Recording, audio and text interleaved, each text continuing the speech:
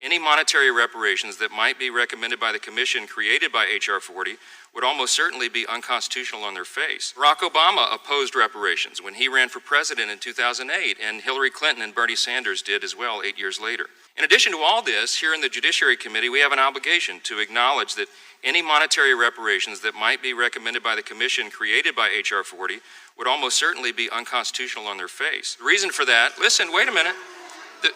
The reason for that is a legal question. See, the legal question is the federal government can't constitutionally provide compensation today to a specific racial group because other members of that group, maybe several generations ago, were discriminated against and treated inhumanely. According to the U.S. Supreme Court, they would refer to that as an unconstitutional racial preference. See, the holding of the 1995 case, Richmond v. G.A. Cross and Company, is that racial set-asides and other entitlements are only constitutionally permissible to remedy the present effects of the government's own widespread and recent discrimination. And the federal government is not allowed to provide race-based remedies that are, quote, ageless in their reach into the past and timeless in their ability to affect the future, unquote. People change. I used to be a Democrat until I did my history and found out the misery that party brought to my race. So when I talk about these ideologies don't change, people do. We are fighting for the heart and soul of our nation against socialism, Marxism, and the evil that it has brought to us in the stealing of our history. Karl Marx said it best, the father of socialism, an atheist, anti-Semite, and a blatant racist. Yet we teach his philosophy in our school systems today. The history of our black country, of our black Americans, has been stolen from us for decades. I do believe in restitution. Let's point to the party that was part of slavery, KKK, Jim Crow, that has killed over 40% of our black babies, 20 million of them. How about a Democratic Party pay for all the misery brought to my race? Hurricane blow. Mr. Owens, you're recognized for 5 minutes. Thank you so much for this opportunity. I'm going to take a different tack from the beginning. We are at this point, this is not about black and white, rich and poor, blue collar, white collar. We're fighting for the heart and soul of our nation. We have a very, very special country that started with the Judeo-Christian values that allowed every single generation to become better than the last. And that has not ended, that has not stopped until now. We're telling our kids a little bit something different, that they don't have the opportunities that we had. I'm going to talk about some ideologies. And when I talk about them, I'm not talking about people.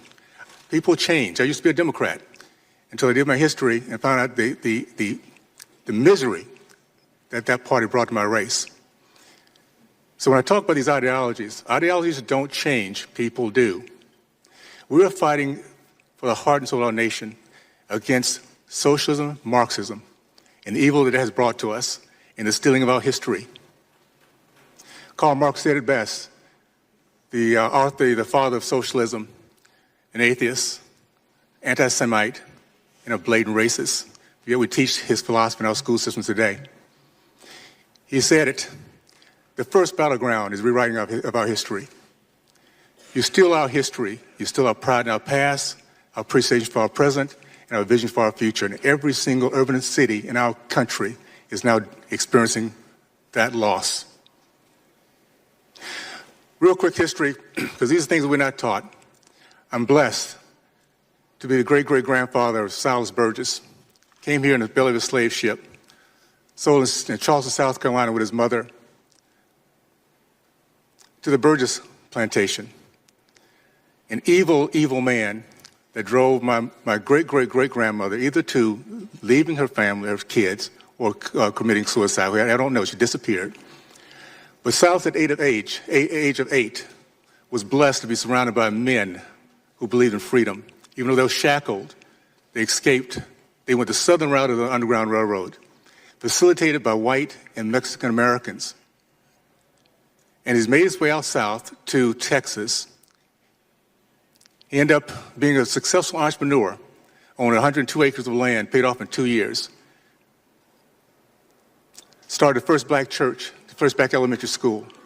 Pillar of his community, 18 kids, Christian, Republican. His first son was Alpha Omega, proud American. an example of what happens when any race, any culture is given hope, opportunity, and freedom. It didn't end there, by the way. The history of our black country, of our black Americans, has been stolen from us for decades, almost over a century. Booker T. Washington, 1882, began Tuskegee University. By 1905, it was producing more self-made black millionaires than Harvard, Yale, and Princeton combined. The 40s, 50s, and 60s, it was a black community that led our country in the growth of the middle class, led our country in terms of the men committed to marriage, over 70%, now it's 30%. Led our country in terms of the commitment to business ownership, 40%, now it's 3.8%. Men matriculated from college. We now have a higher percentage of men incarcerated in college. It is, by the way, my degree was biology. And that, I learned a long time ago that slavery is not a gene in the DNA helix.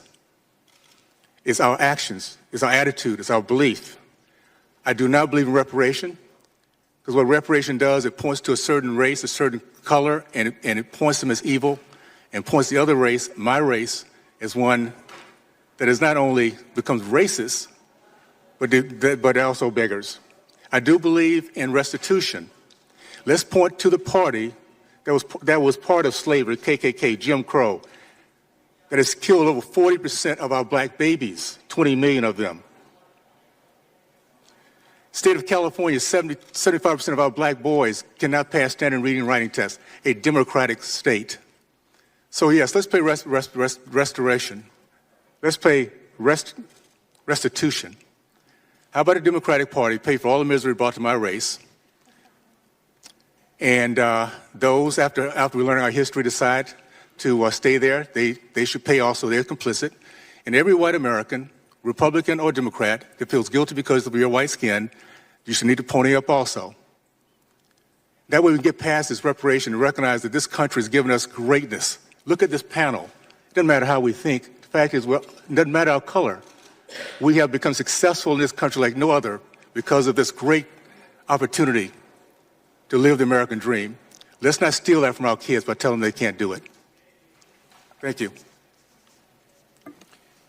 Our next witness will be the Right Reverend Eugene Taylor Sutton.